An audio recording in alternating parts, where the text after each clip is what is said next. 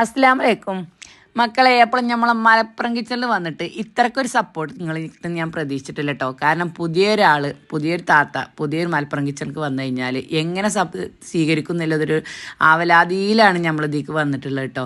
ആ ഒരു വേവലാതിയും ഒന്നും വേണ്ട എന്നുള്ളത് നിങ്ങളെ ഓർഡർ തന്നപ്പോൾ എനിക്ക് മനസ്സിലായി. കാരണം എന്താ വെച്ചാൽ എല്ലാവരും ആദ്യം 1/2 കിലോ വാങ്ങി സാമ്പിൾ നോക്കിയോൽ വീണ്ടും നമ്മളേക്കൊന്ന് ഓർഡർ തന്നു, സ്വീകരിച്ച് വീണ്ടും നമുക്ക് സപ്പോർട്ട് തന്നപ്പോൾ നമ്മളെ പ്രൊഡക്റ്റ് നല്ലത് കൊടുക്കുകയാണെങ്കിൽ അവിടെ ആൾക്കാർ വരുന്നില്ലത് എനിക്ക് മനസ്സിലായിട്ടോ.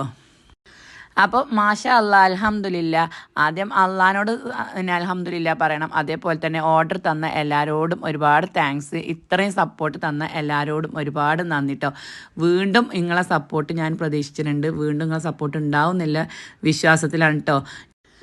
അപ്പോൾ ഈ ആട്ടിലേഹത്തിൽ എന്തെല്ലാം സാധനം ഞാൻ കൂട്ടിയിരിക്കണോ അതേപോലെ തന്നെ തുടർന്നും പോകണം എന്നാണ് എൻ്റെ ആഗ്രഹം.